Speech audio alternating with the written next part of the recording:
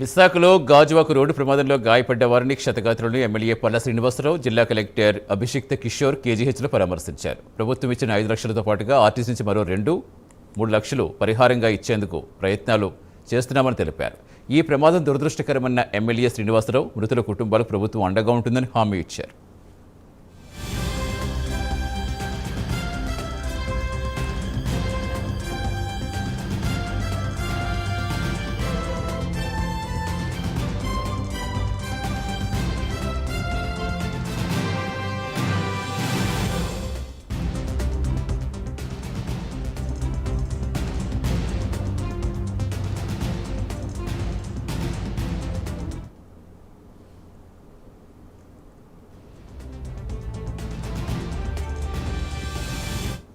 ఈరోజు గాజువాక ప్రాంతంలో RTC bus accident అయింది. అది కోల్డ్ లోడ్ తేలుతున్నటువంటి లారీని వెనకాల నుంచి కుదరడం వల్ల ఎవరైతే ఆ స్పీడ్ డ్రైవర్ ఉన్నారో, అంటే బస్ కి మ్యాండేటరీగా 2 డ్రైవర్స్ ఉంటారు, ఒక స్పీడ్ డ్రైవర్ చనిపోయారు. అలాగే డ్రైవ్ చేస్తున్నటువంటి ఆయనకి సీరియస్ ఇంజురీస్ ఉన్నాయి.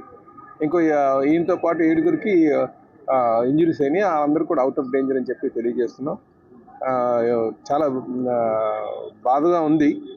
అయినప్పటికీ కూడా ఈ చనిపోయినటువంటి వారికి ప్రభుత్వం తరఫున 5 లక్షల రూపాయలు గౌరవ ముఖ్యమంత్రి గారు మంత్రి గారిని అనౌన్స్ చేయమన్నారు.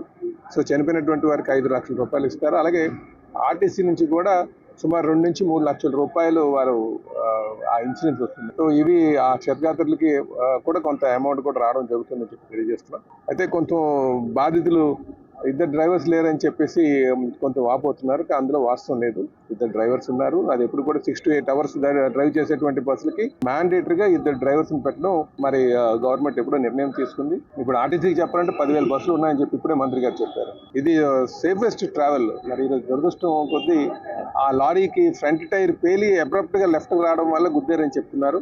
ఇది ఎవరు ఊహించింది.